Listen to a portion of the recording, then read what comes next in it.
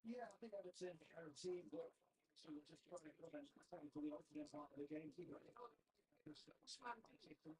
try and jump on, expose abilities for United to get going. Certainly, he always sees on to try and raise the tempo, start the game quickly, try to get this crowd on side. Sure, Everton will be on its heels in the opening football seconds of this game because in the two games that Ruben Amorim has managed to already speak for the maximum. Just the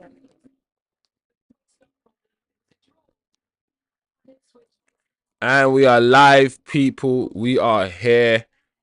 Don't worry, people. Technical difficulties at the moment, but the match has started. Almost a minute on the clock for me. Listen, there's a lot for us to talk about. The manager has changed, the team changed, the lineup, giving other people an opportunity to play. So yeah, this is hopefully, this should be a good game.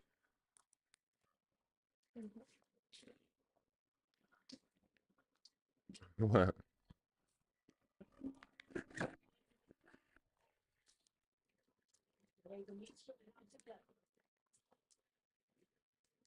was able to clear it away. As far as CASEMIRO, he thinks this is a game he almost suits Everton in terms of playing styles. I think Everton find it easier to create chances. Look at the counter attack, have a look at the ball. The ball they found it to the club.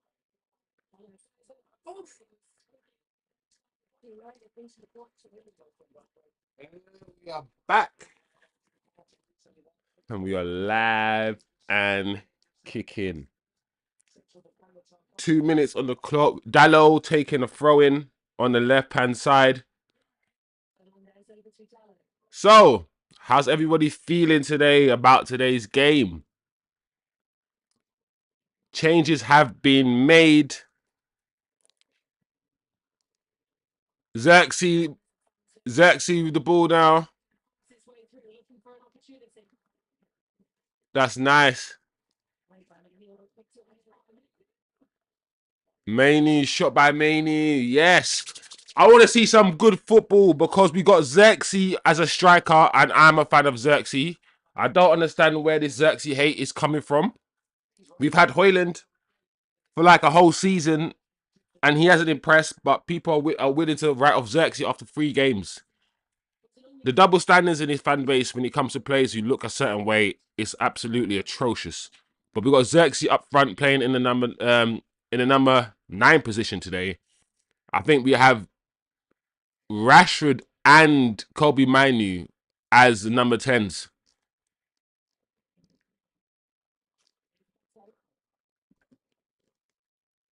Or potentially, in fact, let me see how we're setting up. Let me actually pay attention to how we're setting up.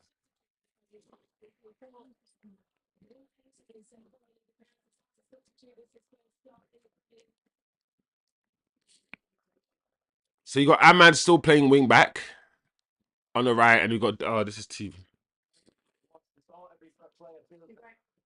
They do score. They earn their position from the start. That's how you feel given this opportunity.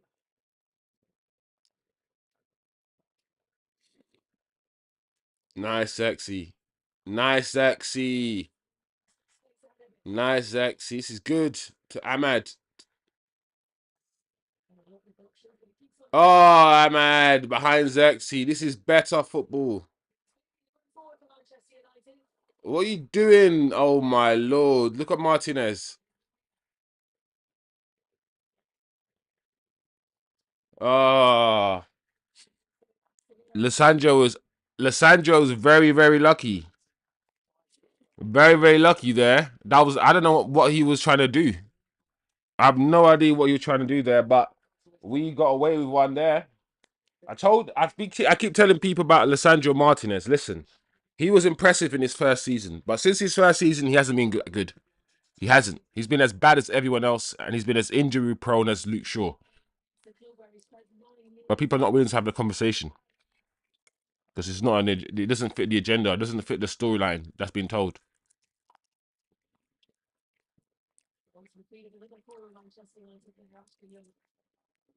So what we got? We got.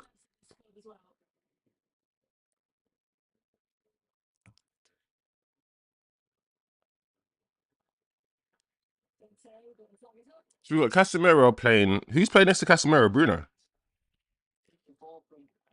Let me see.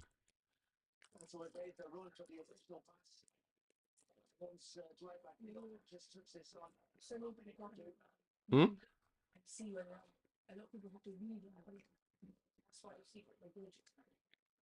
No, it's Kobe. Looks like it's Kobe playing next to Casemiro. And we got Bruno and Rashford as the 2 10s.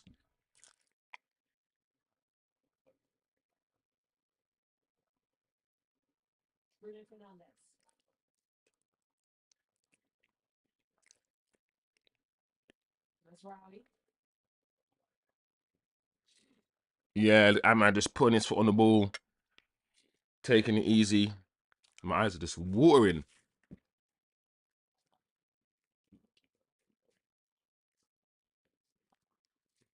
I'm seeing patterns of play.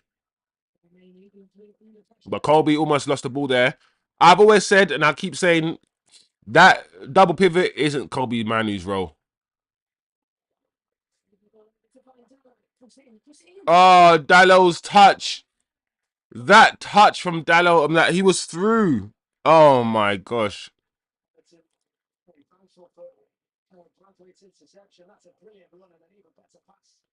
Look at Ahmad. Ahmad was there for the cutback. Oh, good run.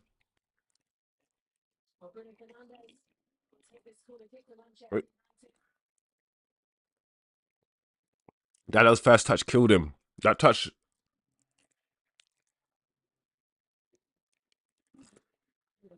Oh, that would have been a finish.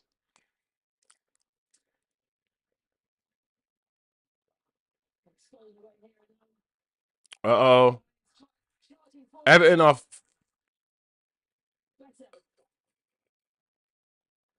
Everton. Listen, in that Everton attack, yeah, Everton had about 6 men forward, yeah, and we had about 3 guys. Everton, the way that they were sprinting forward in that attack, it looked like flipping a blue tsunami. I was like, raw, they are outnumbered us in this attack immensely. It's good.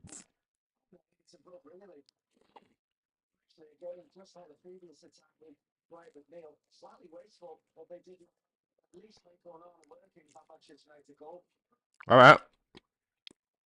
Not a bad start, guys. Not a bad start.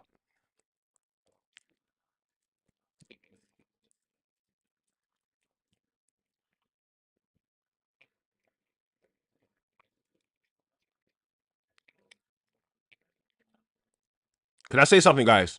Already, yeah? Even though, and this is how you see football, this is how I see football differently.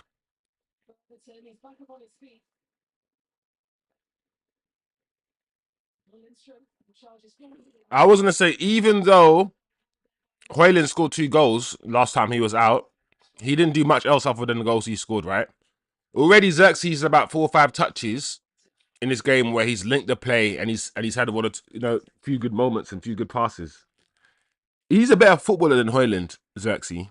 He is. He's a better footballer, but I mean, yeah, he is. But Hojlund is, I reckon, a better finisher. In front of goal, I have more confidence in Hojlund.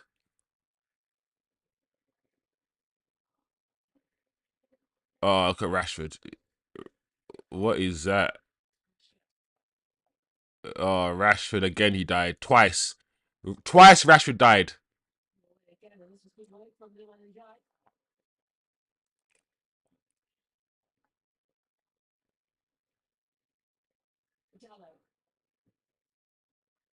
Well done, Zirkzee.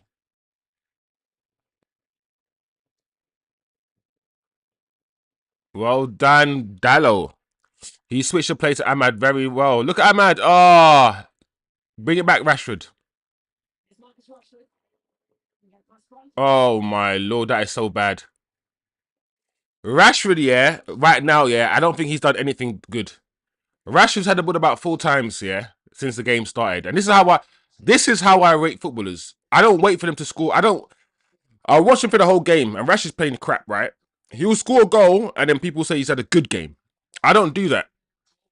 If Rashford scores right now, it doesn't change his overall performance from rubbish to good just because he scored. Like, one moment in a game doesn't change all the other 100 bad moments that you've done. My brain doesn't work. I can't do that. You can't do an exam, right? Get 99 questions wrong in an exam and get one question right and get an A. Like, no, that doesn't work in any other work of life. Nowhere else where can you perform rubbish, score a goal, and then be told that you played well today. That's because you scored the goal to make the team win. Because like it doesn't work. So my brain doesn't compute in my head. It doesn't even make sense logically, and it will never make sense logically because it's a lie. So that's how I think. That's how I see football. Like, for you to play well, you actually have to play well. I can't just say you score a goal, and because you scored a goal, it means you played well. Like, oh, I was gonna say that's a ball from Casemiro, but almost. We're starting to be a bit loose with our passing again, and we've allowed Everton into the game, and now Everton's look comfortable and relaxed.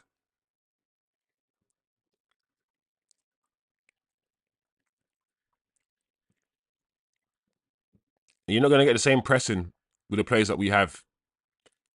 The thing is, the front three of Hojlund and Garnacho is a aggressive front three. So you're going to get pressing from that front three, but you're not going to get too much ball retention from that front three.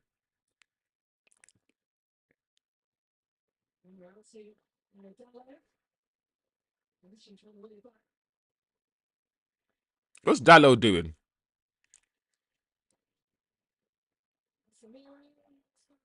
All right, these guys were aggressive in their press.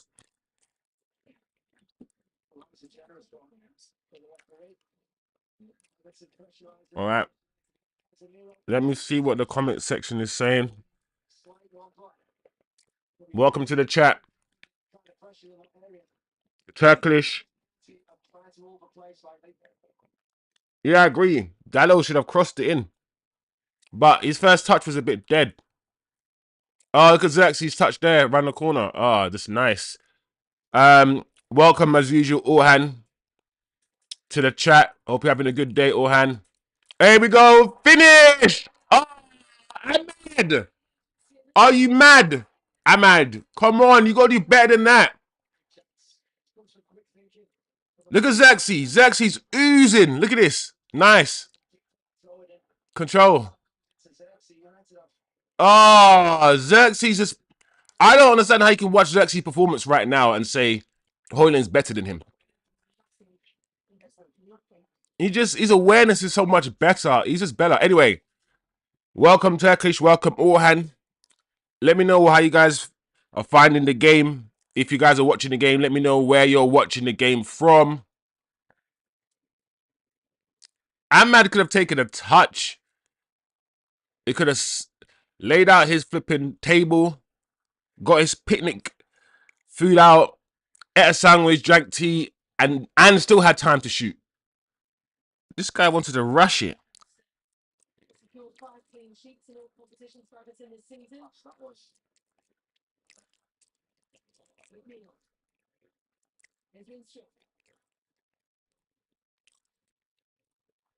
All right, corner to Everton.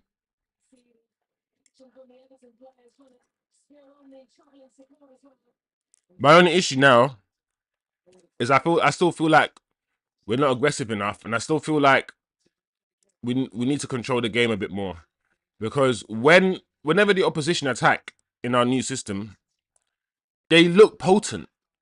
They look like they could do something. So I still don't feel like...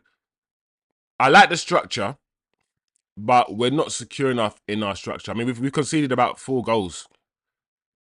I think three goals since the manager, or at least 3 goals since the manager's is implemented his structure. Oh,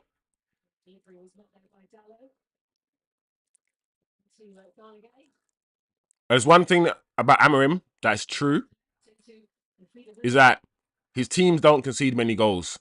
So if we're conceding goals, it means we're not doing something right.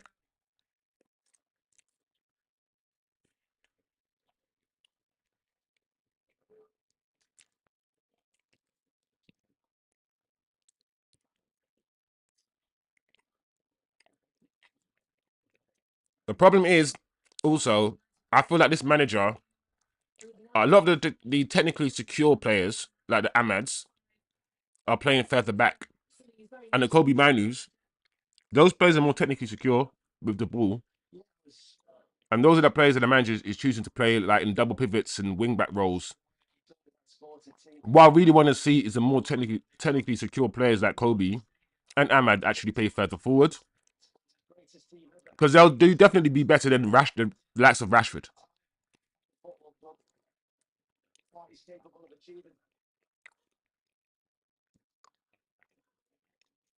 I almost feel like United need replacements now for the likes of Kobe and Ahmad in the position that they're currently playing, so they can move them up. Oh my lord. Pulled back. Oh, Ahmad.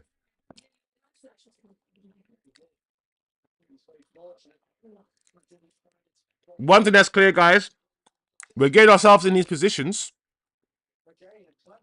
Like, if this was Liverpool playing, those 2 opportunities, this opportunity from Ahmad would have been a goal. The Dalot opportunity wouldn't, that left wing or left back, whoever it was, wouldn't have had a heavy touch. And the other Ahmad opportunity where it was pulled back and Ahmad, what I'm trying to say is, if we had better quality right now, the game would be 3-0. 3-0.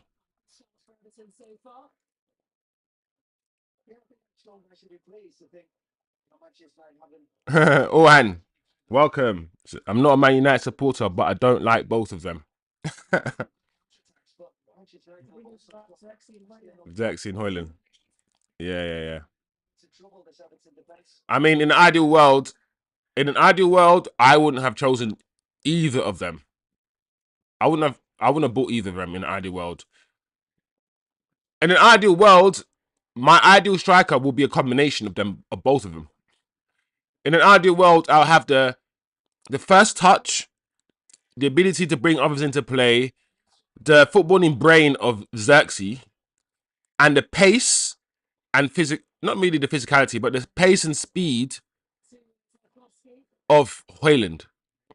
That would be my perfect footballer, or my ideal, not perfect, but my more ideal striker. But unfortunately, we got like 2 strikers that have big flaws in their game. In my opinion, neither can be really fixed. So we play Zirkzee, but we're not going to get anyone running behind, right? We're not going to get anyone with speed threatening. But if we play hojlund, we're not going to get any link-up play. We're not going to get any ball retention. So it's like they both lack, what each other don't have. Oh, they both lack what each other has. Oh, Rashford. Oh, Rashford once again was put through on goal and he just didn't do the right thing. He could have, like, once again, it's offside, but Rashford didn't know that. I'm like, oh, he's way off. My problem with Rashford, my problem always will be with Rashford, he plays football like a 5-year-old. His footballing IQ, when to pass, when not to pass, when to dribble, when not, his decision-making skills and his general in footballing intelligence is absolutely abysmal. Rashford has no footballing intelligence. Look how he's playing. He's not linking up with anybody. I feel like he just doesn't understand. He still plays football like a child in a playground. Just kick and run. chase the ball.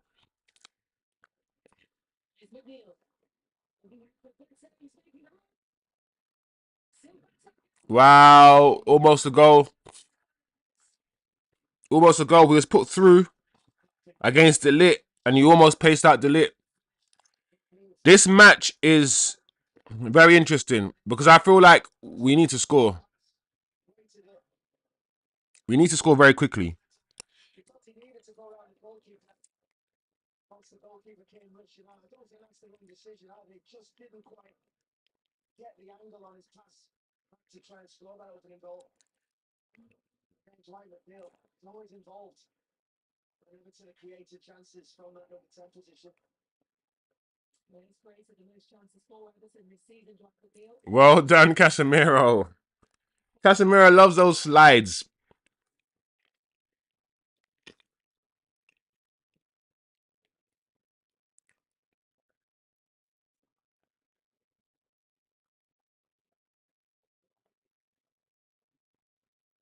Yeah.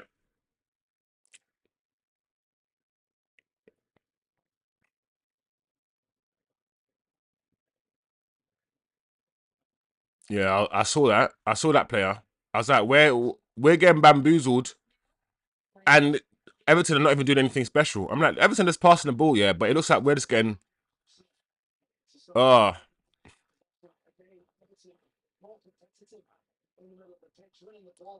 yeah. I knew with a Casemiro and Kobe Manu midfield, I knew we were gonna get moved to because neither of those guys are the most mobile. Kobe is definitely not mobile. Kobe Manu, in my opinion, I always say this, he needs to be played further forward. He's not a mobile, aggressive midfielder. He isn't. I'm surprised we're not doing Ugarte and Casemiro. If I was the manager, it's either Casemiro and Ugarte or Ugarte and Bruno. Those are the midfield pivots to me. If you want to play attacking, you play Casemiro and Bruno. Oh, sorry, or Ugarte and Bruno. And if you want to be more defensive, you play the Casemiro and Ugarte. The Casemiro and Ugarte pivot was doing well. Was doing well in a few games that Ruben Amorim implemented it.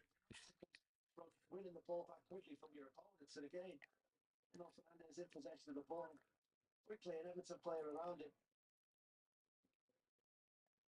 Oh, Rashford. Why was Rashford doing that? Why was he just running away from the ball? Like he could. Why is he doing that? Oh, I know that ball from Bruno over the top was just a lazy. That was a typical Bruno pass. That's Bruno. Rather than doing a disciplined 5-yard pass and keeping the ball, Bruno will show his indiscipline and start doing a hoof ball thing. That ball was rubbish, and the ball was not on. But Bruno can't can't keep the ball. He has to do a little spam ball and lose it for us. Rashford, I'm not gonna lie, I'm getting tired of Rashford now. We need to not see him again on this pitch. I'd rather see Hojlund now. I'd rather see Hojlund play than Rashford.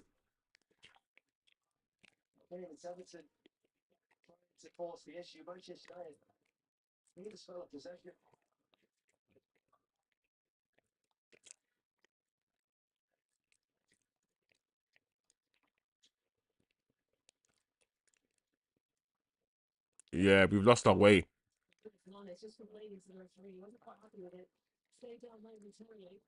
And we're not pressing as well.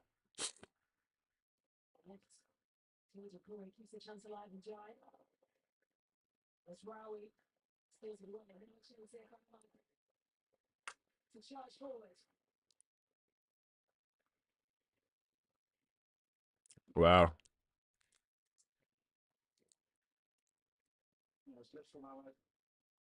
Mentioned Manchester United have been poor in possession, haven't had much of the ball last 5 to 10 minutes. It's been Everton pushing forward. They just needed somebody to get them up the pitch, somebody to win the free kick, allow them just to get out of their own half.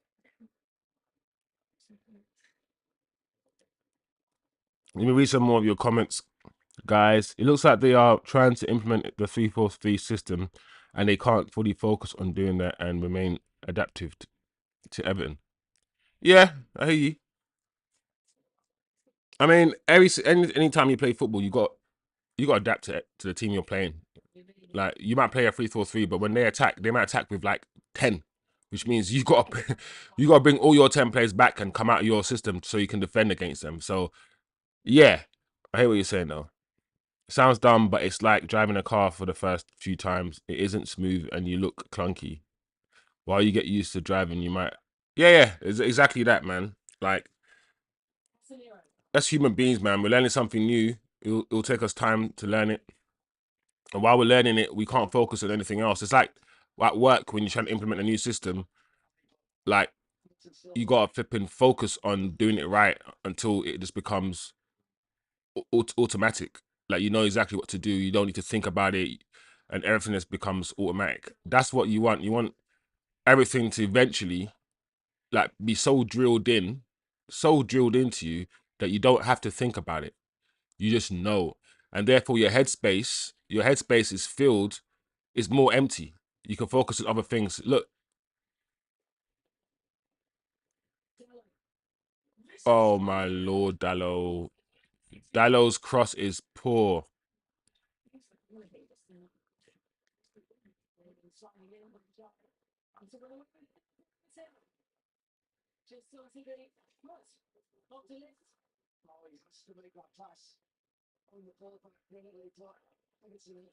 I can't believe that cross from Dallo was atrocious. It went nowhere.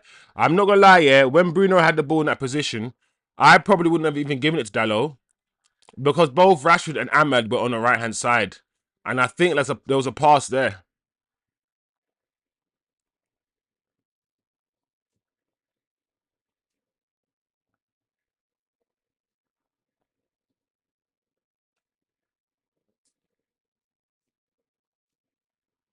Yeah, man, I like the move, but Dallo's cross there, guys. You could have taken a touch as well. I don't understand why the last ball is so bad. We've worked well to get into certain position.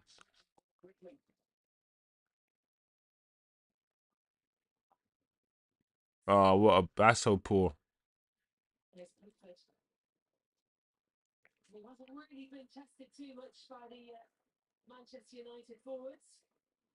Rashford is not having a good game at all. It's crazy.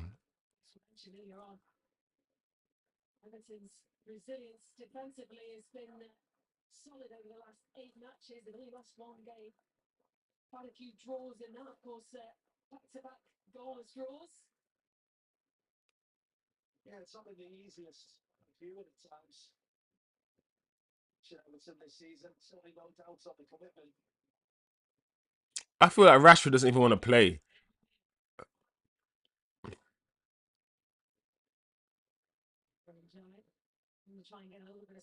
Well done. Let's see if we can counter here. What can happen? Zirkzee's not running.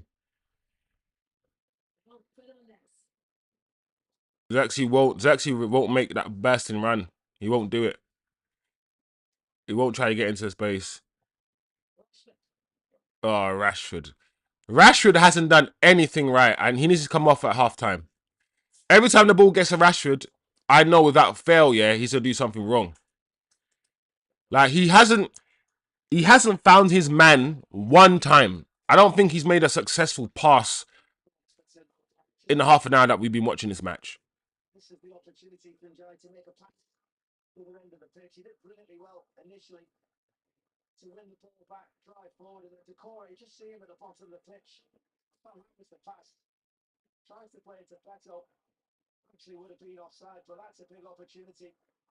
They've had opportunities, Everton as well, yeah. If they could get their last pass right to cause us damage.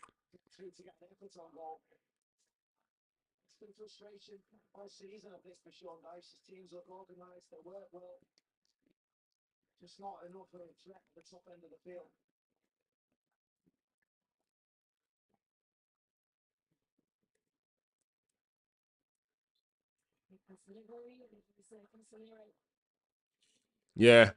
Kobe should not be playing in that double pivot, and Rashford needs to come off the pitch. Zirkzee's playing okay. In an ideal world, I'd want him to be breaking his neck to get into the box as well, but that's not the player he is. But for what he is and for what he's doing, he's okay. He's inking the play. Rashford's had opportunities after opportunities, and he's just not doing what he's supposed to be doing. I don't know who the other number 10 is. I assume the other number 10 is Bruno. And I haven't seen Bruno at all. Really. I mean, I have seen him, but he's been deeper. It's almost as if we're playing at 4-4-2.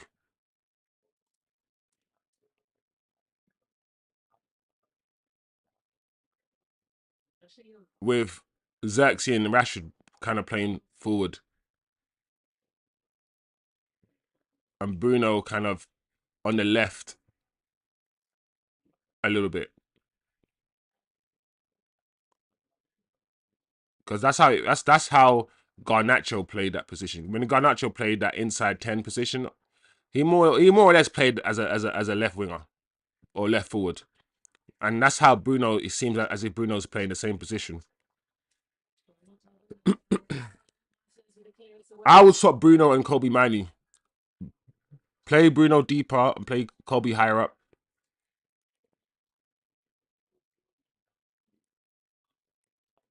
Right now, this match is becoming really, really boring. The last 4 minutes, nothing's happened.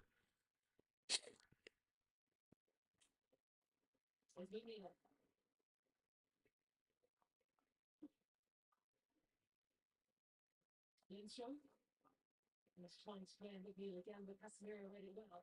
Hey, Zirkzee.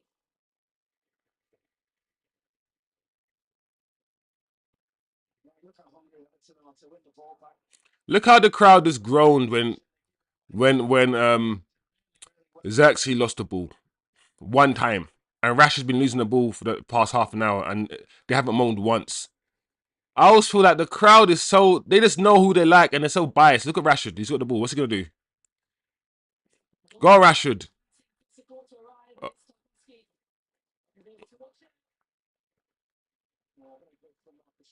And the problem is, the commentator, what Rashford did just now, the commentator will be like, very good. That's not good what Marcus Rashford did. He had the ball. He had two players.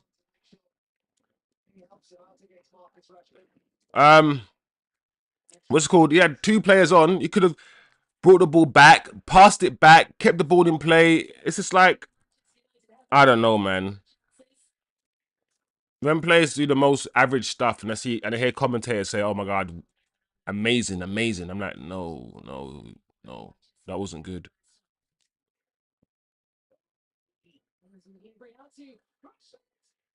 Rashford scored. A deflection from Branthwaite. And the reason why I'm not celebrating is because, and this is, I want you guys to understand this. Rashford has been the worst player on the pitch today so far. And this is how I see football. We've been talking for half an hour and we've been saying how bad this guy's been playing. Nothing has happened. Nothing's worked for him. He's now scored. I want to know what the rhetoric now is. And the ball wasn't even going in. So technically, maybe you could argue this is an own goal. Because I feel like it was going wide. Let's see. Let's see the replay.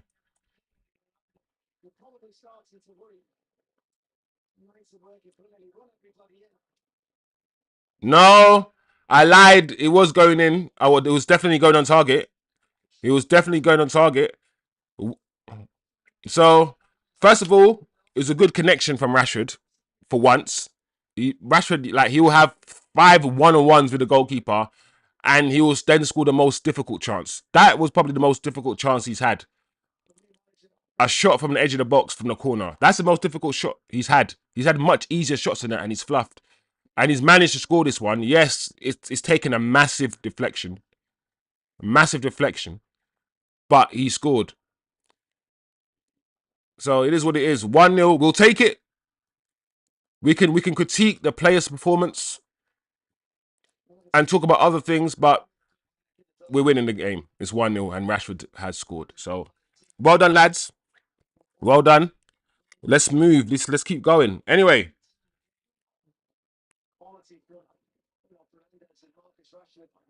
it's a 3-4-2-1, not a 3-4-3.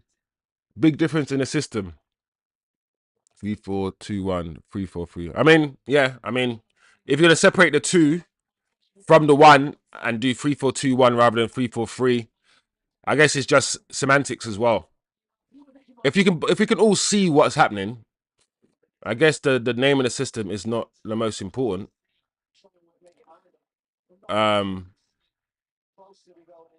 But yeah, 3-4-2-1, 3-4-3, however you want to call it, as long as we all understand what we all mean, that's the main thing, right? As long as we know that it's Zirkzee in the striker position and Rashid and Bruno in the 2-10 positions, and everyone knows that, then that's the main thing. Whether you want to call it 3-4-3 or 3-4-2-1, it's up to you, my bro. Up to you. All right. And plus, Rashford scored, even though he's not having a good game. But on this channel, we don't care who scores the goals, because if you play good football, you will score goals anyway. So the person who scores should be irrelevant. That's nice from Zirkzee. Oh, Mainu. Yeah, man. Zirkzee, the way that Zirkzee is popping it off and just keeping the ball is so much better than Hojlund. So much better. Like, Hojlund offers more going that way. Hojlund has the speed to run towards the goal. Zirkzee doesn't run. That's a problem with Zirkzee. He doesn't offer a threat going the other way. He drops deep, links the play, controls the ball, passes it off, lays it off. That's very good. You need somebody who can retain the ball. Hojlund doesn't do that. Hojlund wrestles. Hojlund wrestles with his defenders, and I don't know. I have no idea why Hojlund does what he does. Oh!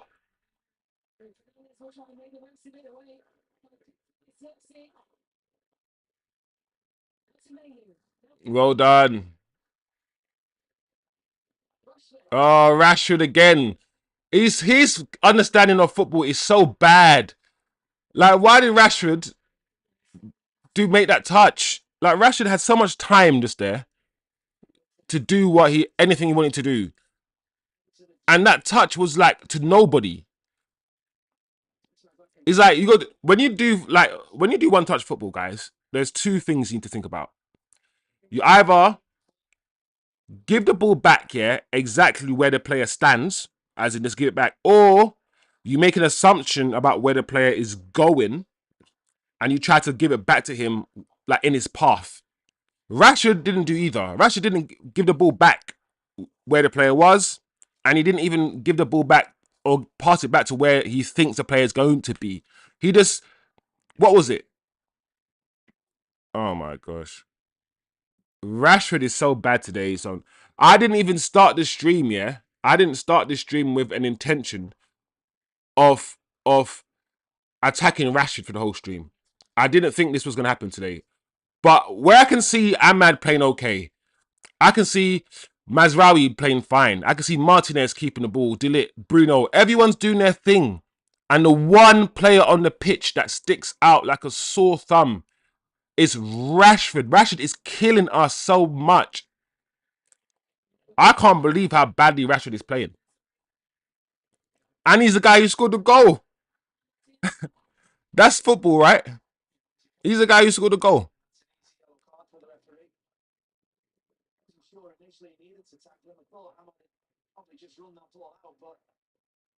It's two totally different ways of playing. Don't think Amorim's ever implemented a 3-4-3. But hey, all I want is a win. So whatever. Yeah, I thought I explained it well, my bro. I thought I explained, like, we're just, we know, we can both see that he's playing with 2 10s and a striker. And you called it 3-4-2-1. And I just said, well, those two, I can see it, but I lump it all as a 3. In your mind, I think what you've done, you in your mind think 3-4-3 is only when you have 3 wingers or 3 forwards and a striker. And that's 3-4-3. I think you've, in your mind, made 3-4-3 into some rigid thing. When I'm like, no. We're still playing 3 people up front, but we've chosen to play those 3, the 2 wingers as number 10s. So we're basically seeing the same thing. We both know exactly how Man United play, but we're calling it something different. So we're going to argue on what to call it, even though we both mean the same thing. And that's why I'm saying it's no, okay, 3-4-2-1. Great. You know, a lot of people say 3-4-3, but I don't mind. We'll say 3-4-2-1. You know. Yes, and I think it'd be even more pleased because this team needed it. It came at a time in the game where Manchester United weren't playing well. Everton were on top. Everton were asking the questions. That's why I need really intelligent people on this channel who could understand things like that. Like, those are the kind of followers that we need on this channel. I don't want to have an argument over semantics with anybody. Hey, Ahmad. Zirkzee! Silence the fucking haters! Silence the haters, Zirkzee! Well done, Man United. Well done. That's what I'm talking about. I'm more proud of that goal. It was no deflection. Yes, we won the ball high up, and yes, it was an Everton mistake, but Bruno did the right thing. He cut it back. Listen, we almost didn't score that goal. Zirkzee almost didn't even get to the ball, but well done, lads. 2-0. We'll take that. We'll take that. We'll take that. We will take that. We will take that. Well done. Mistake. That's the press there. That's that press. Get me the ball. Ahmad. Ahmad again. Oh, I love Ahmad, man. How can you not like Ahmad? Like I said, Danny, we take the win. We can argue about formation all we want. 2-0. We'll take the win. A win's a win. It is what it is, my bro. Let's keep it moving. I'm enjoying the way that we're performing. I feel like slowly the players are getting used to this system. I'm hoping over time what will happen is that the manager will start to understand the players a bit more, understand who can play where, and start weeding out some of these guys, man. Start weeding out some of these guys. And again, hey, give it back. Hey, to a nice Ahmad. Oh, that touch, Ahmad. Oh, man.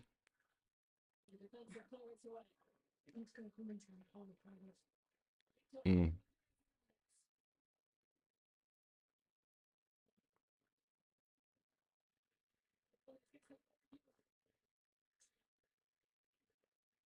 Yeah, bro. We'll disagree. We'll agree to disagree.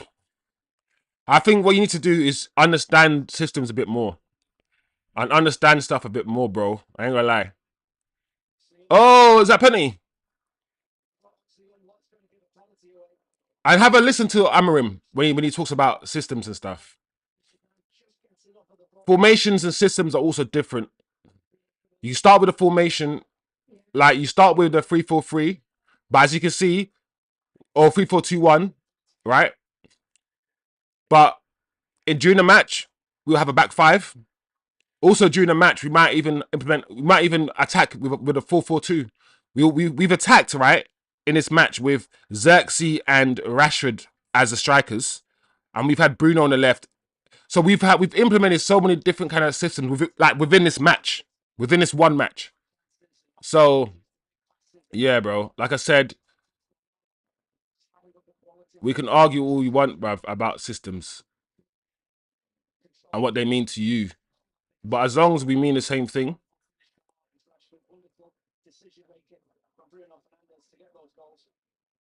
But yeah, I hear what you're saying, though. I do hear what you're saying. No, that's good.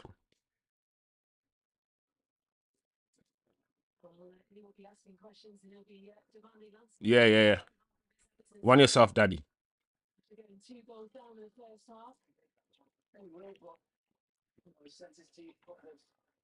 Really good spells in the game.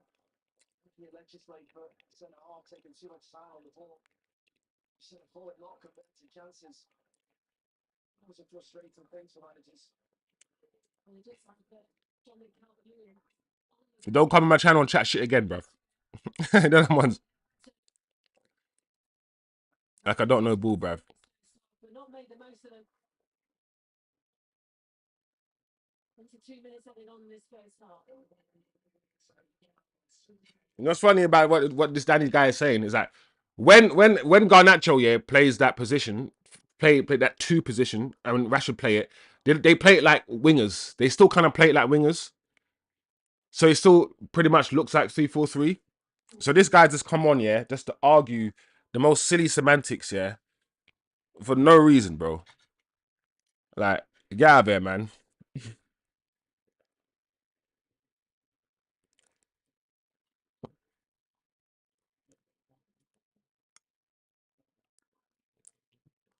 If you can block him as well. No ones. I want peace in my watch alongs. Get this guy out of there. Hmm? Should be able to.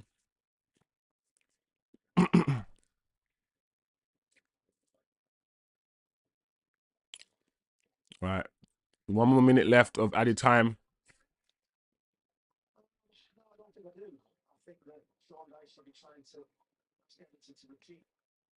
You know, the opening 25 minutes of the game, maybe converting it a bit longer, which is how long things are expected. Oh, unlucky. Oh,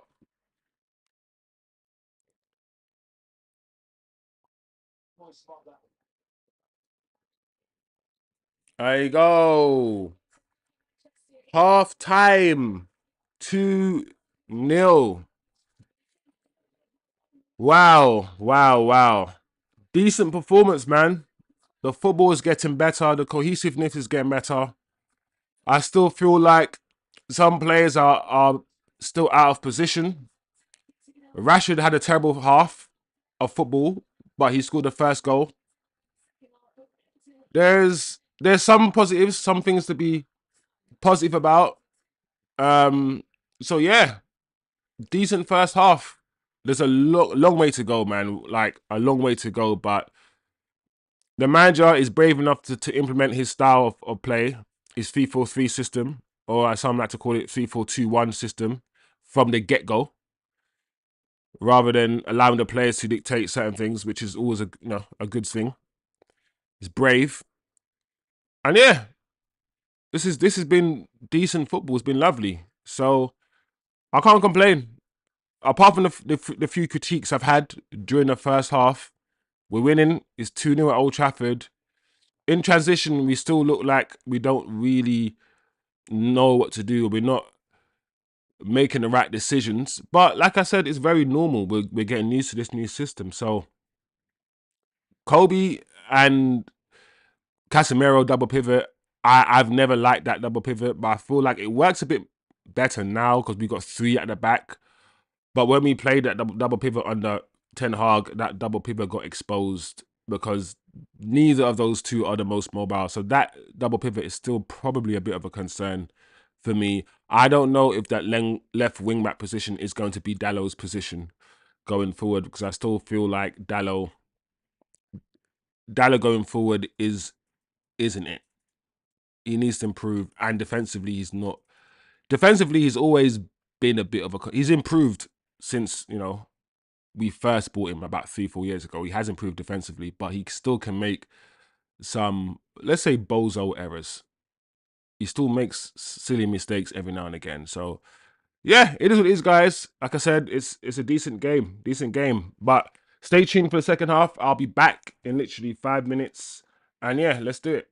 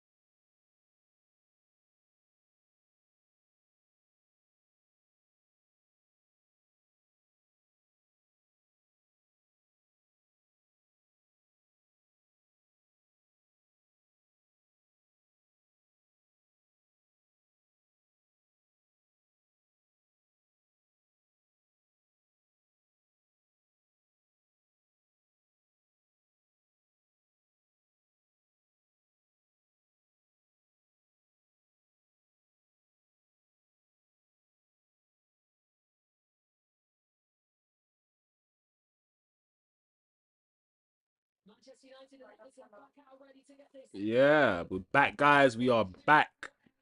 Just had to do some house cleaning. Couple idiots on the channel don't understand formations.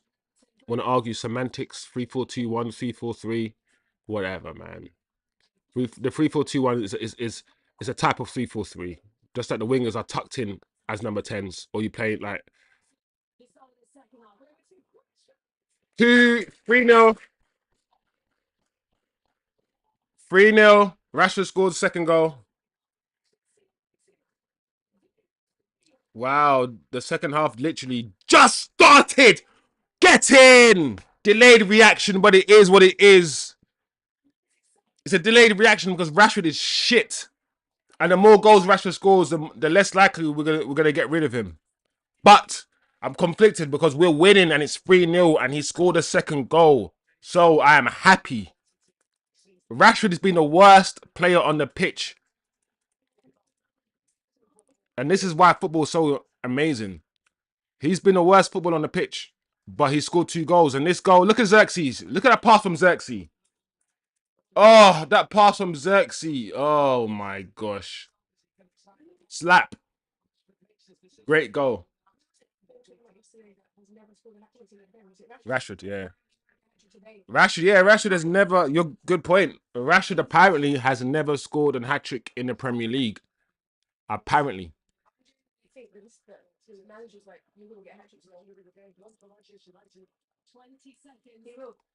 20 seconds. 20 seconds. Is it Ahmad again? Ahmad is.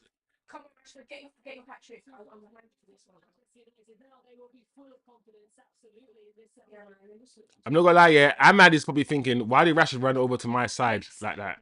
Because look at all that space open in the middle for you to make a run into and score another goal, yeah? You want to make that run, you want to do an overlap. So bro, I don't need an overlap. I've got all that space on the right-hand side for me to... You ran into my space just now. Anyway, 3-0, game done. And this is what I want to see. When United get to a place where we can be like, yeah, the game is over, like an Arsenal thing. This is what I'm talking about. The game is done now. We can relax and enjoy the game. Nice Zirkzee. They can't handle Zirkzee now. Look at Zirkzee dropping deep and laying the ball off. They can't. They got to foul him now. Listen, when it comes to me and this channel, yeah, I beg you to understand. I know what I'm talking about. I know what I'm talking about. All I do is say what I see with my eyes. The way that Zirkzee is touching the ball and laying it off, yeah, is Martial-esque. It's Martial-esque. That ball from Zirkzee, yeah, was phenomenal. And I keep telling people, yeah, football is more than just running fast. A lot of you youngsters that watch football love your guys who are quick because you play with them on FIFA and you can just run past everybody. Understand that speed is not the technical ability is not speed. Oh my lord, look at Kobe Manu. This is what I'm saying about Kobe. This is what I'm saying about Kobe. You cannot play Kobe Manu in the DM position. You cannot play him there. He does not have the skill set. He might be able to drop a shoulder, but you need to do more than drop a shoulder. His awareness is not good. His defensive awareness isn't there. He's not a defensive player. We need to get into our head. We need to understand footballers. We need to watch footballers, look at their attributes, look at what they're good at, and be able to profile players much better than we do. Anyway, we've given away a silly free kick that we did not need to give away. I'm happy for Zirkzee. We play much better with Zirkzee on the field. Like I said, the only problem is we want more goals from Zirkzee. Free kick to Everton.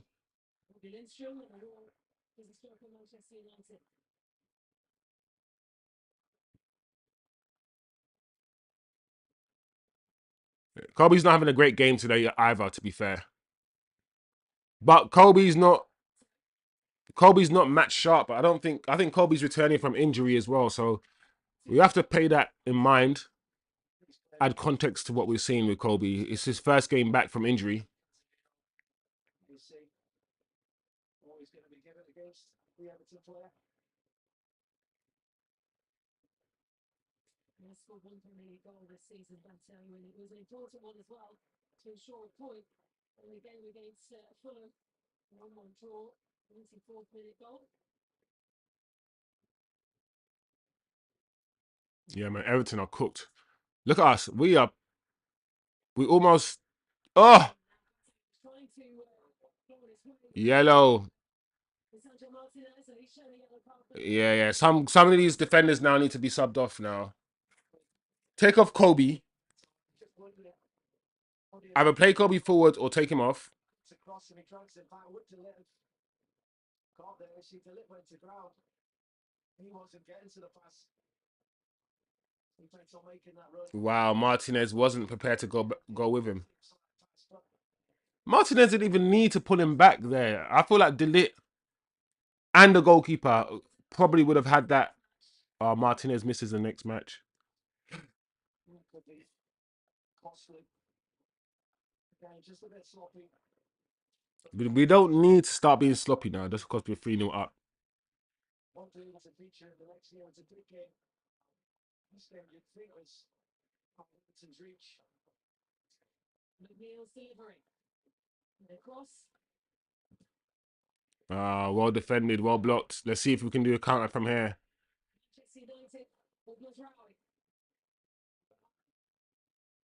Oh. What was that, Ahmad? I'm not gonna lie, yeah, I was very, very disappointed, Ahmad, there. His first touch was really bad when the ball came to him initially. And then when the ball returned to him, he just allowed it to bounce off his feet.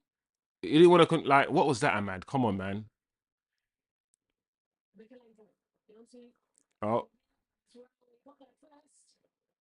Well done, Mazraoui.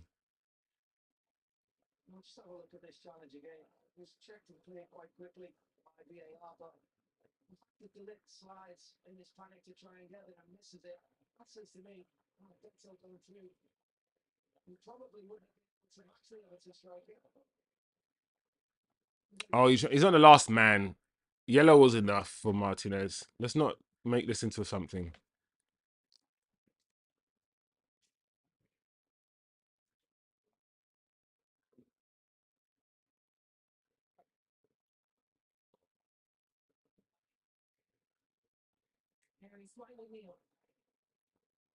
Yeah.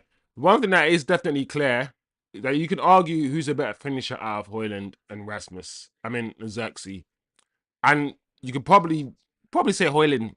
So far, from what I've seen, Hojlund is a better finisher than Zirkzee. From what I've seen, not a large sample size. But one thing you can also say is that we play better football with Zirkzee on the field. Like with Zirkzee, we play better because Zirkzee helps the team a lot more than Hojlund does.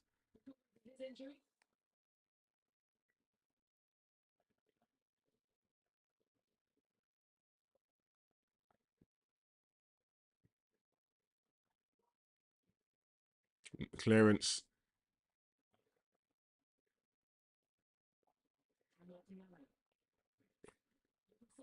Nice, Rashford. Just take your time. Take your time. Wait for people to join you. Oh, unlucky.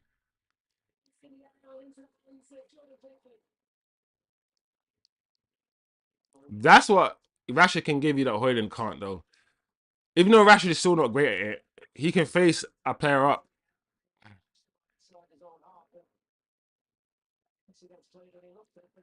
And also, one thing I've noticed, Rashford has lost his explosiveness, which happens. Martial lost his explosiveness around 26. Rashford's now about 27, and he's lost his explosiveness. He doesn't get away from people like he used to, and he's generally not as quick. He's just not as quick as he used to be. All the injuries have taken its toll. So it seems as if both him and Martial are kind of breaking down. The bodies are breaking down at similar times. Like I said, he's about 27. almost 28 now, and his body's is broken down. And Martial's 28, 29. So Martial's body's broken down a lot more. But they're both, losing their pace or have lost their pace around a similar time.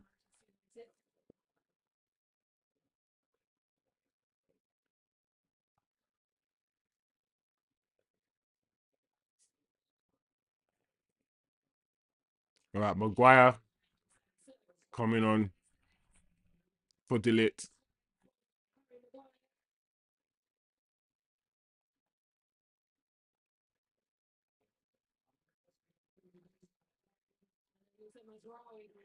Mazraoui's coming off. Yeah, man. Mazraoui, I feel like has played like every game.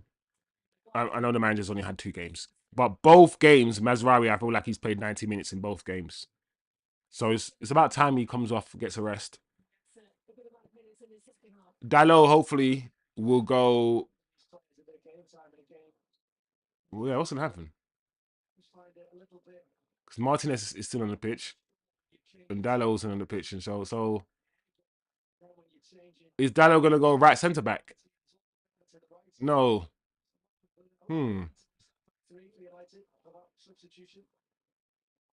So Shaw's left centre back. So Martinez is going right centre back. That's interesting. So we've lost a bit of. Have we lost a bit of pace in the back? I guess so, because De Ligt is quicker than Maguire. Well, he'll be desperate to hold on to a clean sheet as well, Manchester United. He's got 5 clean sheets in the Premier League already this season. He's hoping to extend that.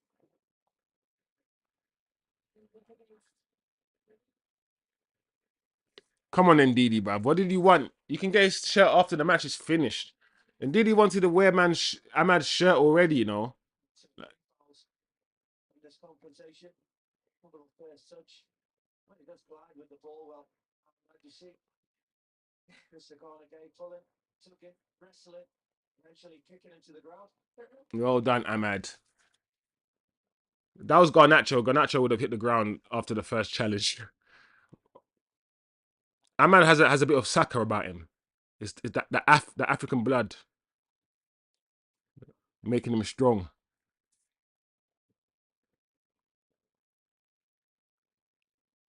Back to the keeper. Nice.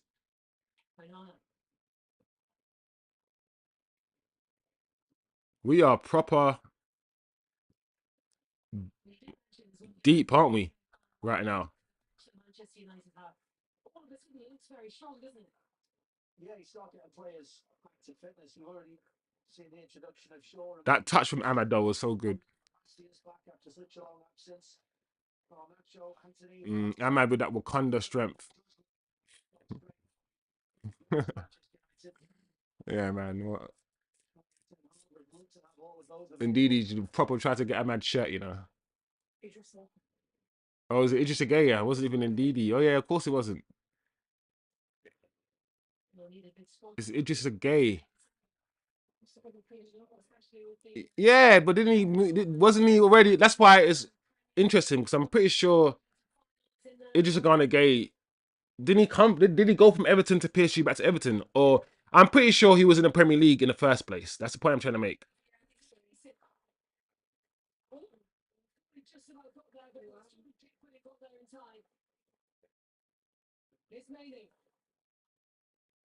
Zirkzee. Oh, what was that, Bruno? I'm not sure I'd say this was brilliant goalkeeping. Or quite fortunate because he doesn't get there. Oh, Bruno. That does expect it for him to take it round in what he did, but really good long outstretched right leg just about did enough of it. Yeah, for the last, I don't know if I could say for the last few games, but watching Man United in just relax because we're either winning, we've won already. It's different, man. It's new because the season under Ten Hag, you can never relax. It was always we're gonna lose 1-0 or we're gonna win 1-0 or something like that. We could never really relax. But for the first time in a long time, Man United are winning 3-0.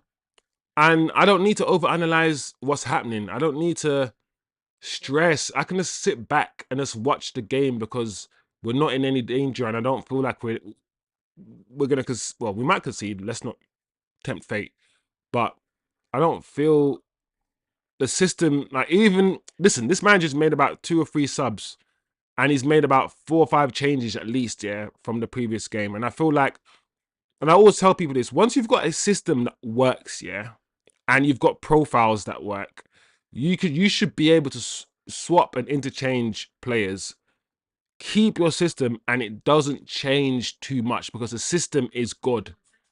The system is good. And that's kind of where I think the manager wants to get to. He's clearly trying every player out to see what works and what feels good, which is fine. And he's trying all these players out, and we're winning games.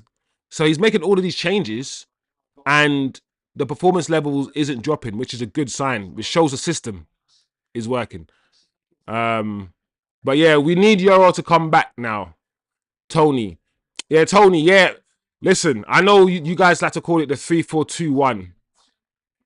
I've had that discussion, this argument with someone else on the stream who came on. He was like, no, it's a 3-4-2-1, it's 3-4-3. So I'm like, listen, semantics. Let's call it the 3-4-2-1 because we don't play with wingers anymore, right? We play with 2 number 10s. So the system's a 3-4-2-1. But it's still a variation of a 3-4-3 system. So it's like, we can argue as long as we both know, everyone knows how we are playing. And it's clear that we're playing with 3 at the back, 2 in the midfield, wing backs, 2 number 10s, and a striker. And everybody knows that. What you choose to call it, I'm not going to argue if you call it 3-4-2-1 because, you know, those 2 midfielders, number 10s, are below the top striker. Or if you still classify it as a 3-4-3 or a type of 3-4-3, whatever you want to do, whatever you want to call it, I'm not going to fight. I know a lot of people are going to fight over this semantic thing. I'm like, I don't care. You call it 3-4-2-1. I'll call it 3-4-2-1 if it makes everyone happy. It doesn't matter to me. We can all see the shape. Sometimes we might start in that formation and actually play in a 4-4-2. Sometimes Rashford will be close to Zirkzee. For like 10 minutes, we might be in a... Hey! You know, I think one thing the manager makes it clear is that the formation we start in and the system that we play the game in, are 2 different things. Oh, wow. One thing I've noticed, the way that Rashford plays at number 10 position and the way that Garnacho plays at number 10 position, they both play it differently. Oh, our man's got the ball here.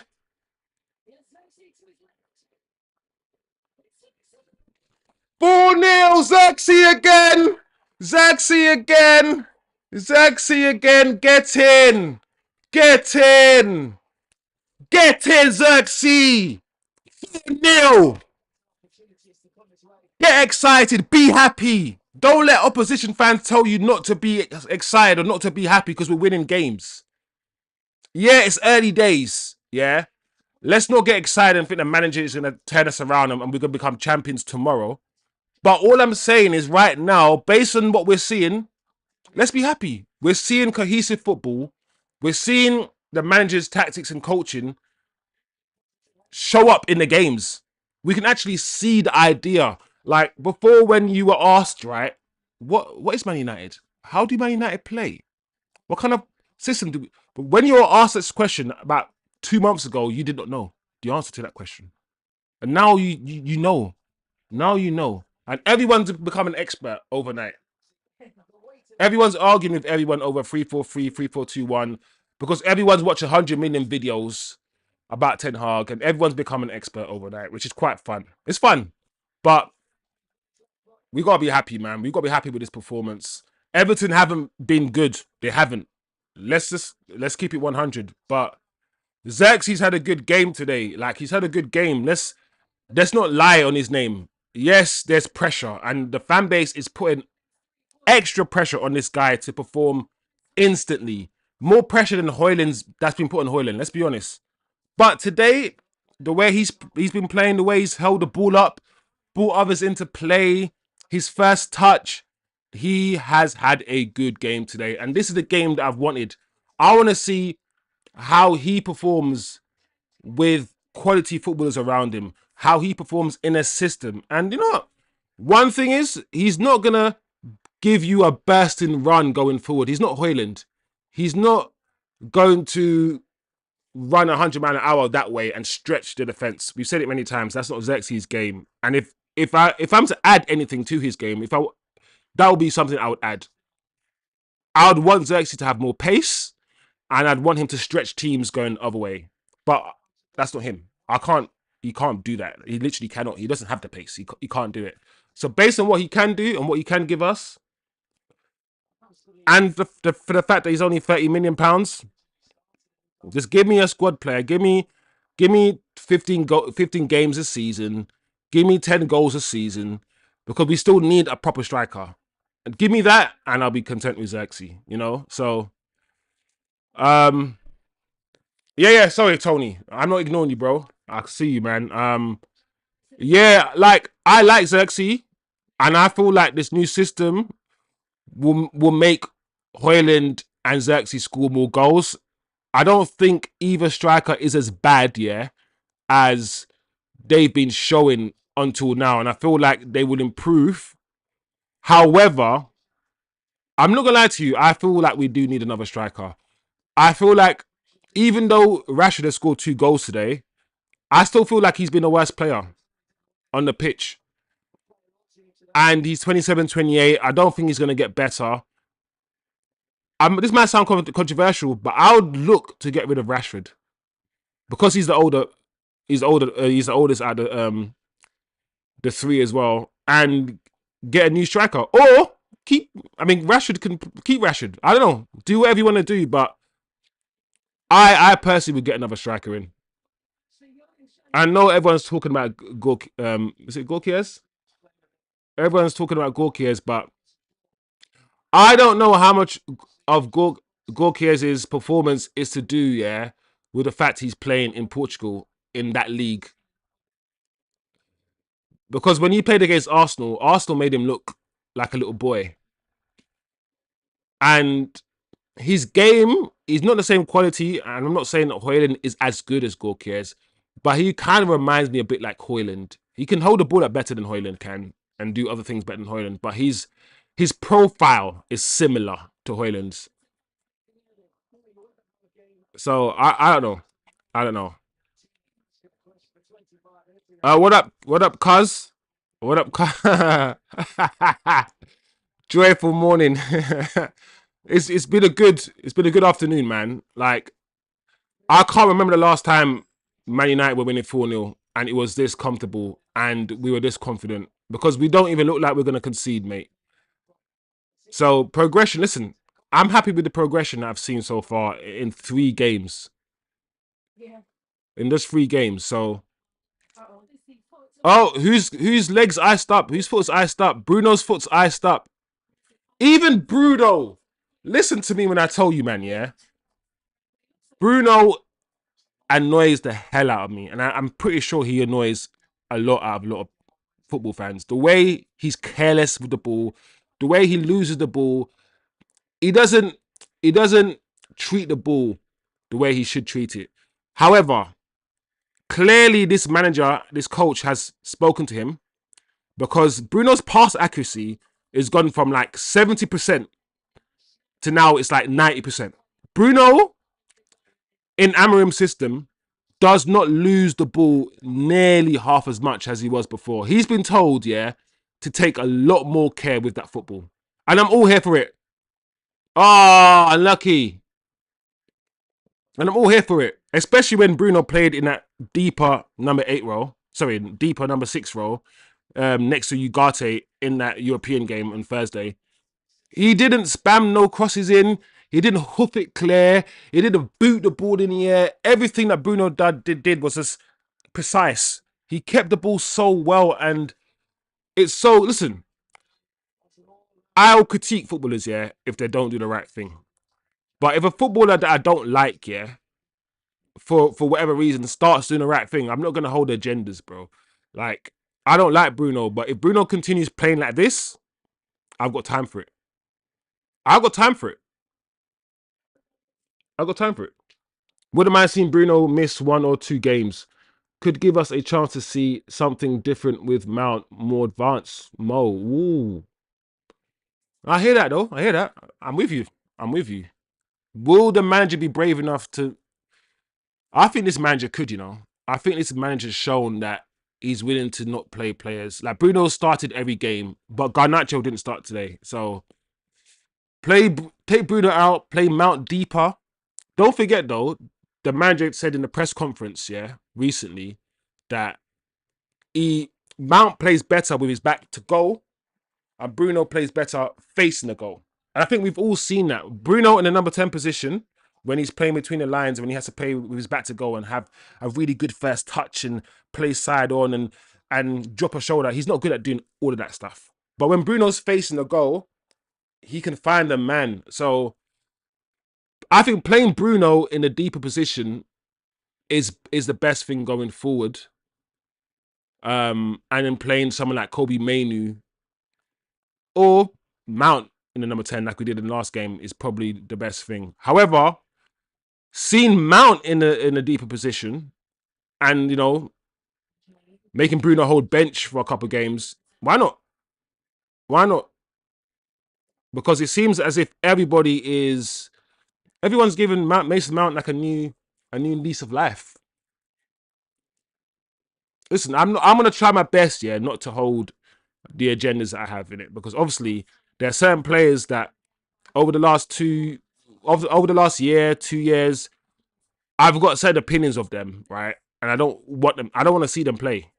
But under this new manager, I'm gonna try my best to like treat everybody the same in some ways and not hold some agendas and be like, cool, listen, I ain't a fan of Mason Mount, but if Mason Mount performs in this system, then I have to shut my mouth, innit? That's it. I have to shut my mouth. So it's not about player FC these days. Like, even if my favorite baller doesn't make it in Ten Hag's system, then I have to hold it. Sorry, I keep saying Ten Hag. In Amorim's system. Then I have to hold it and I'll be like, cool. That's fine. You know?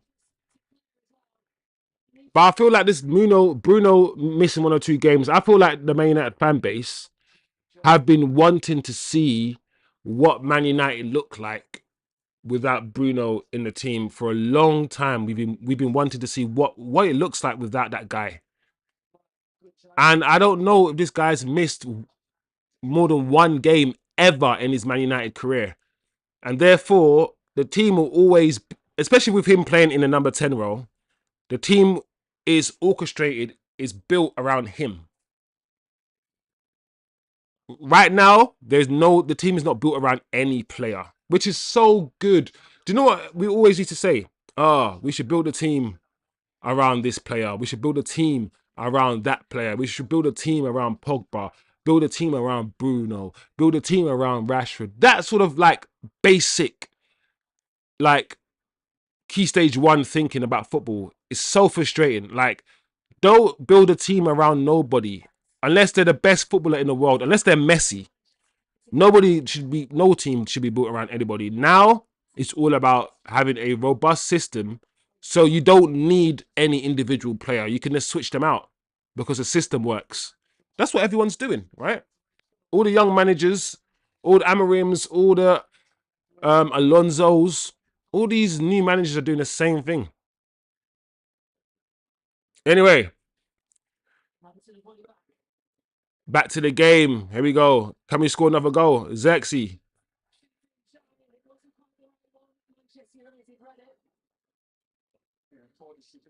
Nice. Control the ball. Just control possession. One thing I've noticed, guys, as well, yeah, we are making a lot of off-the-ball runs. You know when I used to say on this channel that for some reason, when our wingers have the ball, our fullbacks are not making overlapping runs. The way that, I don't know, Saka will have the ball and Ben White will always be making them overlapping runs off the ball. None of our players were making any off the ball runs. Now, when you watch us play, we're constantly making off the ball runs. Constantly. And the wing backs that we play with, I feel like they are probably, okay, let's say arguably, the most important players in this system. Because so many times, the way that we play, so many times, these wingers are in space. Both Dallo and Ahmad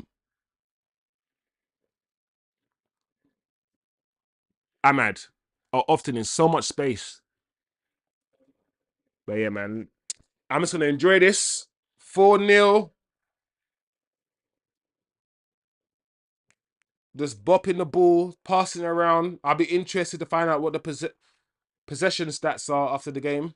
I know that while the game was going on, United were on like, what, 63% possession in the first half. So by now, I'm pretty sure that'll be more than 63% possession. Rashford, see, right now, Rashford is hogging that right wing. And I don't know why he's doing that, because Rashford right now should be playing as an inside 10. I'm expecting to see at least double, maybe even triple the amount of passes as Everton. And we have Arsenal on Wednesday. How many? 58. Oh, that's not that much then. It's gone down then.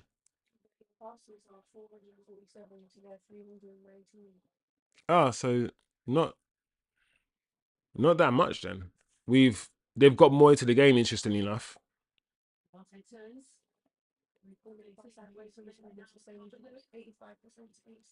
Who, Bruno? Oh.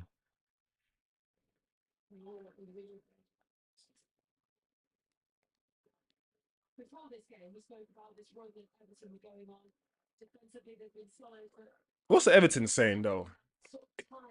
So I don't even know where Everton are in the league or anything. Oh, they're 15th. Okay.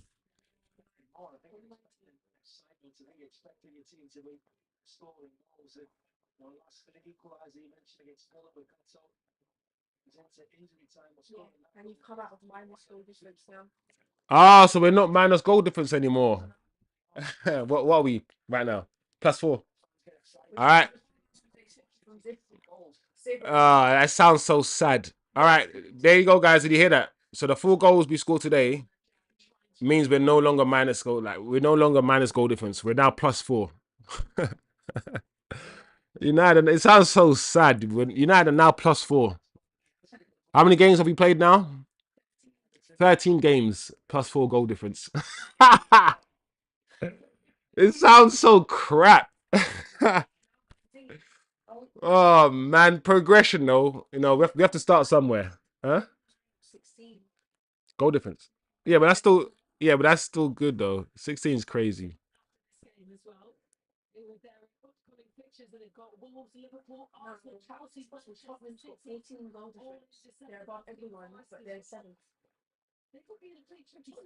What? Ref.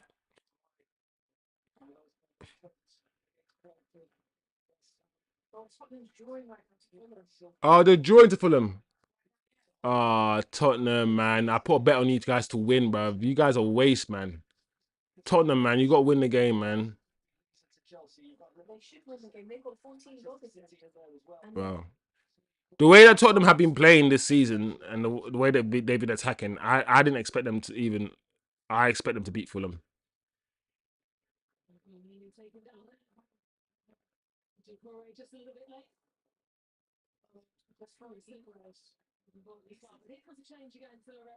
There you go. Kobe Mainoo coming off for Mason Mount.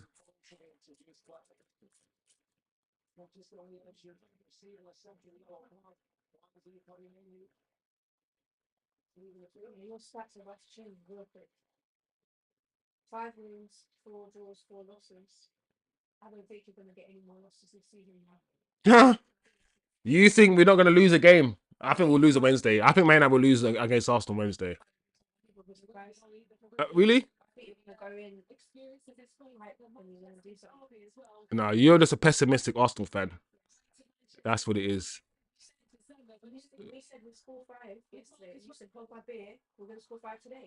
Oh, that was nice little touch.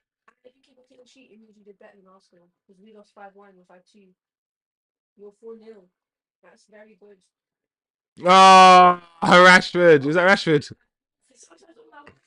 Oh my gosh. Do you know what? We're playing. One thing I like about the way we're playing, yeah, it feels like our attack here is becoming free flowing. You know how Arsenal's attack is very rigid. It's like Saka gets the ball, you have a cuts in that side and tries to shoot, or he kicks it to. Like you guys have patterns of play, yeah, which you guys repeat, and eventually you guys score with it. I feel like we're developing patterns, but we're so off the cuff still a little bit that it's hard um to know where how we're gonna score. Like I know Arsenal how Arsenal are gonna score. You're either gonna score from a set piece and Gabriel's gonna header it in. Uh-oh. Or pull back or something, or Saka cutting in. That's it. I feel like United, when we attack, we can score in more different ways. We still haven't developed a consistent way of scoring goals that you guys have developed, Arsenal, and therefore we still rely on orchestrating moments still. But we are slowly starting to see patterns of play, and we are slowly going to start seeing similar goals being scored, like tap-ins. If we continue being cohesive, continue understanding each other, and continue building, we'll start scoring those back post tap-in team goals.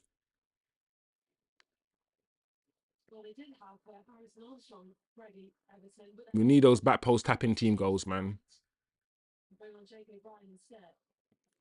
Them Raheem Sterling Man City goals.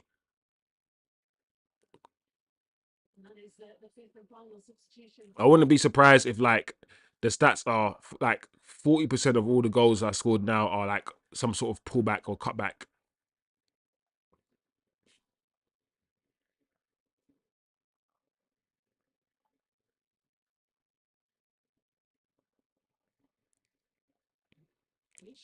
And thing is that people arguing me about the formation, yeah? The saddest thing about people arguing me about formation 3-4-3, right now, and I want you guys to really understand this, yeah? Right now, we are actually playing a 3-4-3. Garnacho is not really like for about 5 minutes. Garnacho playing on the left, and Rashford playing as a right winger. So those two number 10s, Garnacho and Rashford, who are actually wingers, were holding the width for about 5 minutes. They were. So our formation, factually, in that moment, was a 3-4-3, and that's what I'm trying to say about formations and stuff and arguing about things. Because in a match, it will be so fluid, so fluid. Like he will play a 3-4-2-1, like we all say, and one of those twos, like the Garnacho, as we've seen, is played much wider than Bruno. When we play 3-4-2-1 with Garnacho and Bruno playing as number 10s, right? And Hojlund playing up front, Garnacho was essentially playing his left forward position. His positioning hadn't changed that much. A little bit. You're playing a little bit more. Hey, finish. Wow, saved by Onana. He was playing a little bit more inside, but he was still playing more or less. While Bruno on the right 10 position was definitely more tucked in. On this channel, yeah. The thing about this channel, what I want us to start doing is not be very rigid in our way of thinking. I want us to be fluid in the way we interpret things. Because football is so fluid. And I know that this full formation makes everyone think things are rigid. But like the manager keeps saying, how we set up in a 3-4-3 might not be exactly how we actually play. Or if we set up in a 3-4-2-1, we might play with those number 10s more wide, much more wide in a game. He might set up like that in a game. And he has done that. So it's like, yeah.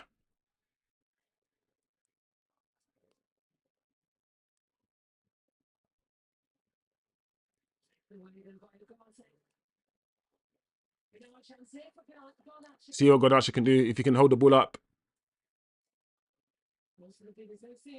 Oh, Rashford. What kind of shooting is that? Didn't quite work out for them this time. I'm surprised they try to pass to each other at that top end of the field, considering, as I said, both of them are on a hat trick. Oh, Zirkzee. I like this commentator said he's surprised they're trying to pass to each other, knowing that both of them own a hat trick. Listen, we want to score the 5th goal. It's not about being selfish. Oh my gosh, Ahmad. That's my only concern with Ahmad. I say this again. Whenever I see Ahmad on the floor, I'm nervous as hell. Because I know his injury record. He will have at least 2 injuries a season. And he needs to stop having these injuries. Because once, just like Rashford, but maybe even worse, when Ahmad came to Man United 3-4 seasons ago, at what, 19, 18, he's about 22, 23 now. He was quicker. Ahmad's had knee injuries. He's had a few injuries. And he's still young. So I'm just always worried about Ahmad. Well done, Zirkzee. Justifying his inclusion today. His manager spoke before the game, didn't he? I'm feeling it was the right game to bring him in. All I'm saying is that I'm happy with Zirkzee's performance today. I couldn't believe the kind of hate and the kind of heat Zirkzee was getting online. It was absolutely insane. I don't think Zirkzee has started more than 3 games this season. Maybe more than 4 games. And compared to the treatment Hojlund received, I was like, wow, this is crazy. And now we can see Zirkzee's quality. He can finish. He can strike a ball. He can bring others into play. And this is what still his 3rd or 4th start. The intensity they showed after the first goal. They have to have that right from the first whistle against an Arsenal team. Garnacho. Zirkzee.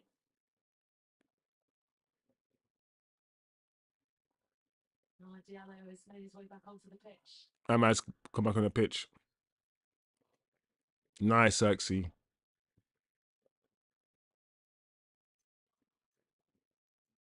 Man like Zirkzee.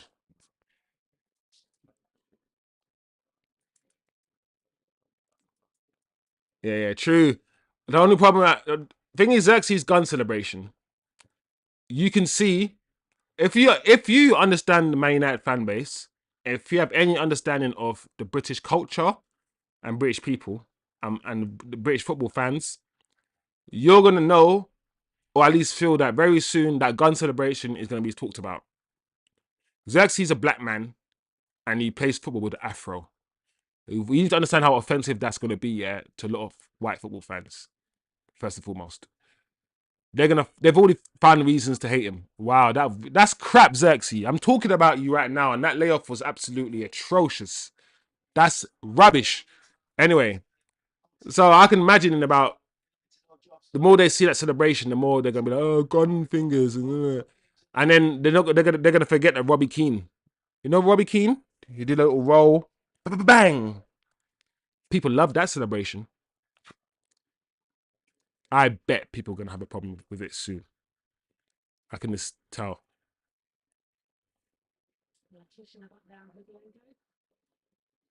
Anyway,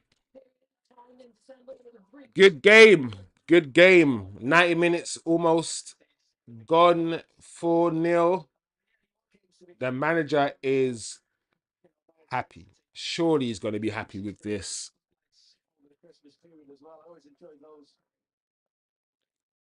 Something special about fixtures in December.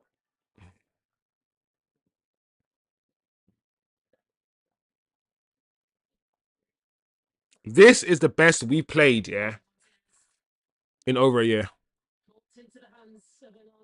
In over a year. When's the last time we won 4-0 at Old Trafford? That's a question actually. I want to know.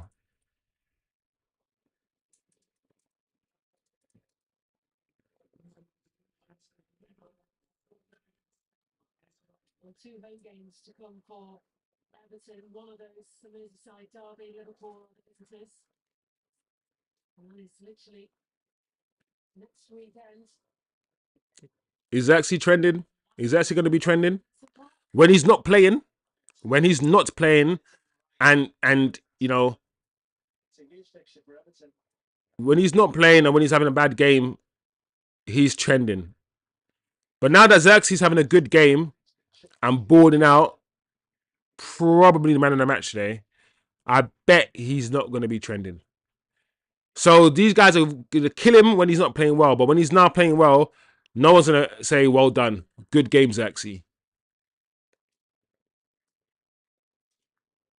No one's going to be like, when Hojlund scored those 2 goals in the weekend, everyone was talking about how Hojlund's proving his critics wrong. You had the United stand come out and saying, look at Hojlund proving his critics wrong. All these people tweeting, Hojlund scored 2 goals. He's proving his critics wrong. Zirkzee has got a brace. Yeah. In his, 4th start. 2 goals. And I bet nobody is going to be saying how Zirkzee's proving the people wrong. No one's going to be talking like that. It's going to be, what's happened is that Zirkzee's scoring those 2 goals to those of people who have a lot of hate and not a bias. They're going to see that as the exception. Oh, he scored 2 goals. Yeah.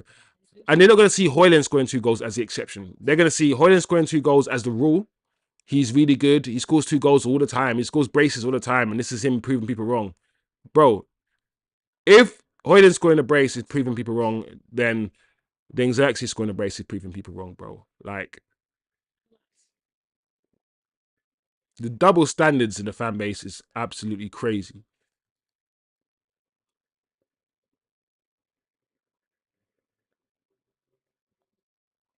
"92 minutes on the clock, 2 minutes left."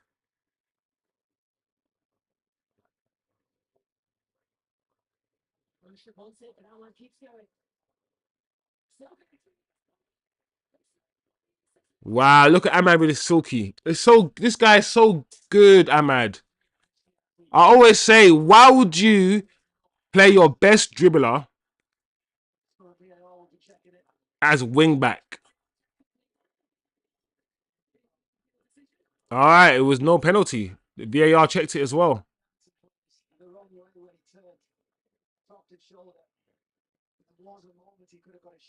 I feel like he could have got a shot away earlier, to be honest, Ahmad. I feel like he had a chance to shoot and he missed that opportunity. So he felt like he had to just dive. After all the hard work that Everton have done to get those clean sheets in the last couple of runs, what do you think Sean Dyche will be saying? What will his reaction be after this game?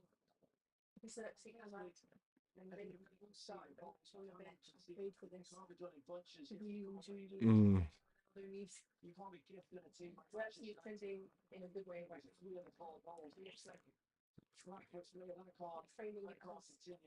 finally finish the drought of goals.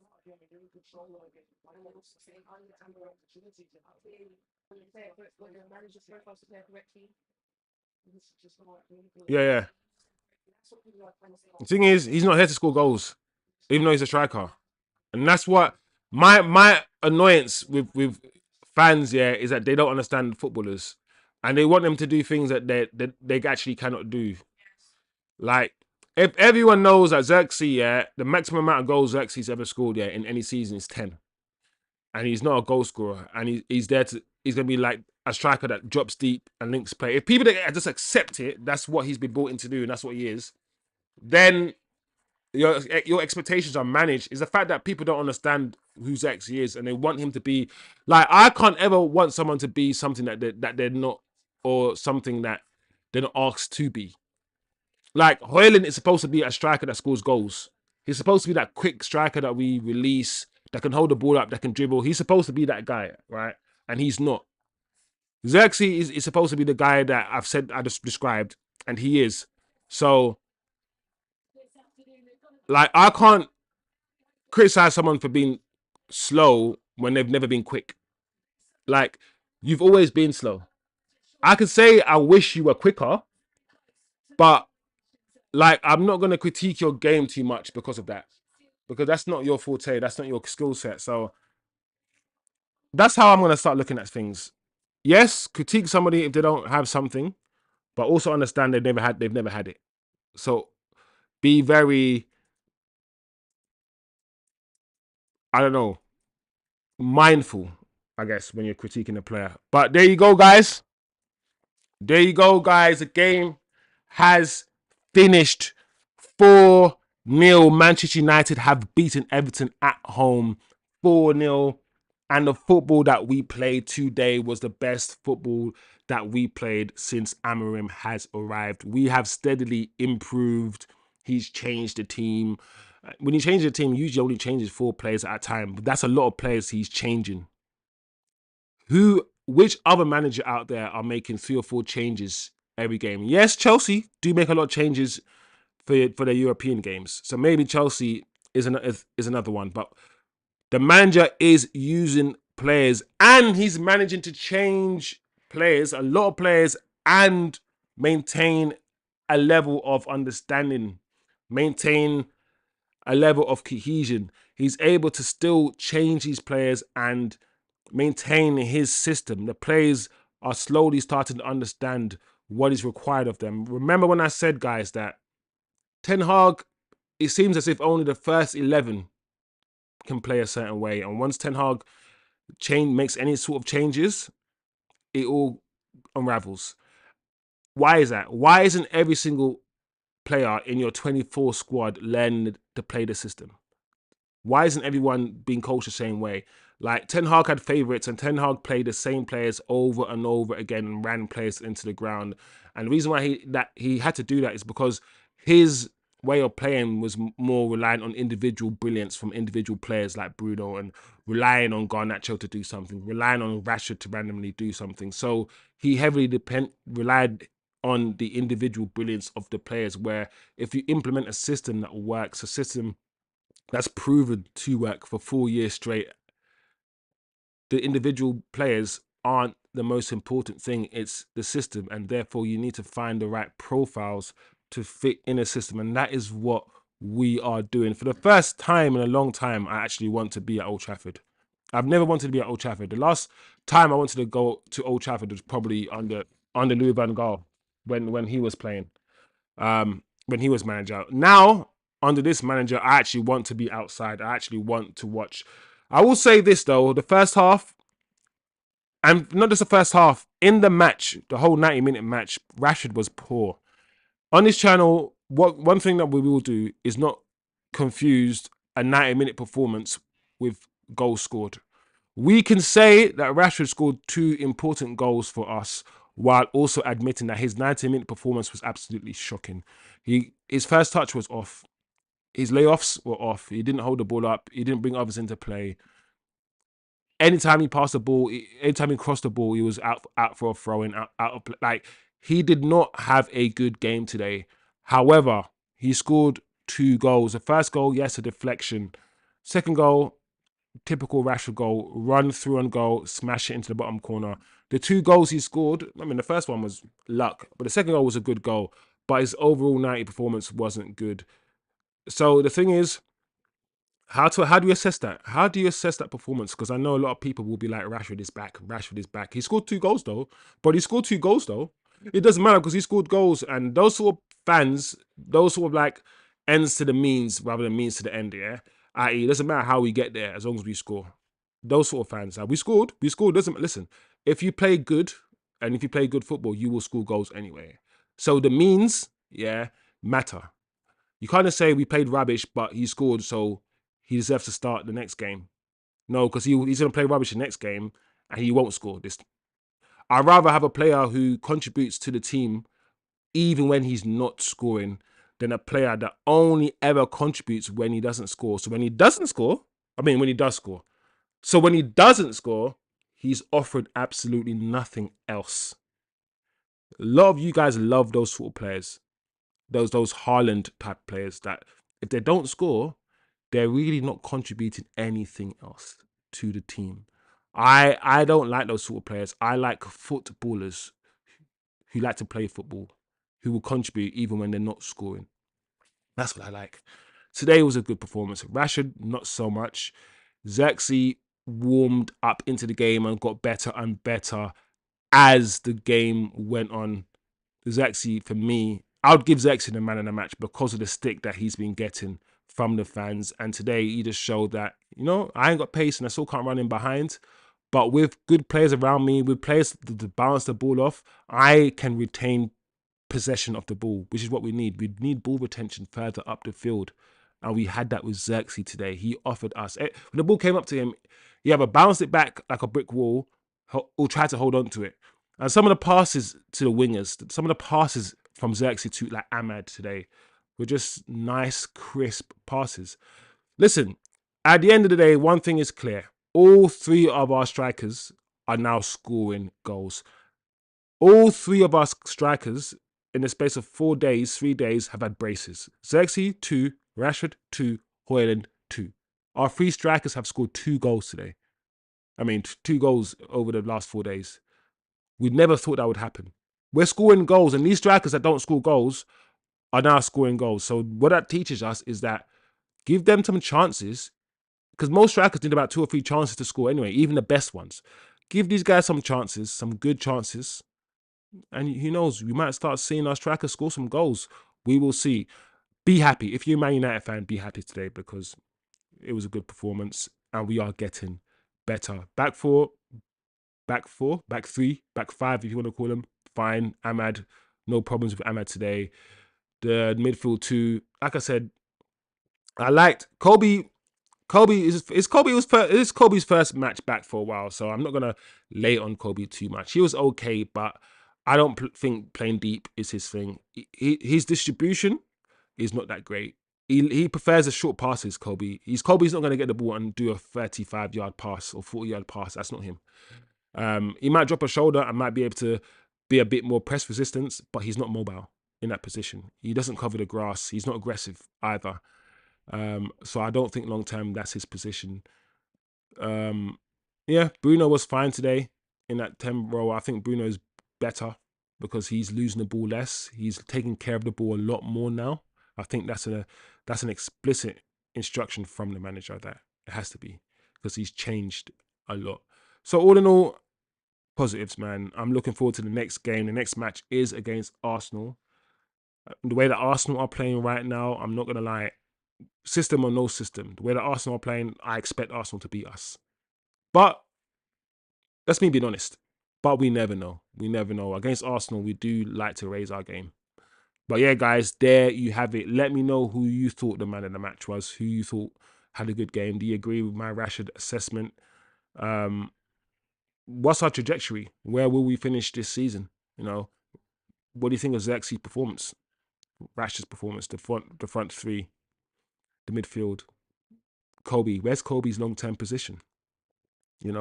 Comment below, guys. Let me know. As always, it's been lovely, really good match. Like, share, and subscribe as you do. Let's keep going. Let's keep pushing, man, because your likes help the channel grow. And I know that my content and the discussions and the way I see football is different. It's different to how a lot of people see football. And I know there's space for a channel like this, different football opinions to gather, people with different opinions to have conversations. So yeah, guys, it's been lovely. Man United are coming back. Arsenal, Chelsea, watch out, yeah. Watch out. That's all I'm saying. Like, I ain't gonna speak with chess too much, but my manager has experience of winning things, and he's not coming to chill. He's coming to slap some faces. So be wearing it. That's what I'm saying. Anyway, guys, bless up yourselves. Have a good day. Have a good week, and I'll see you next time.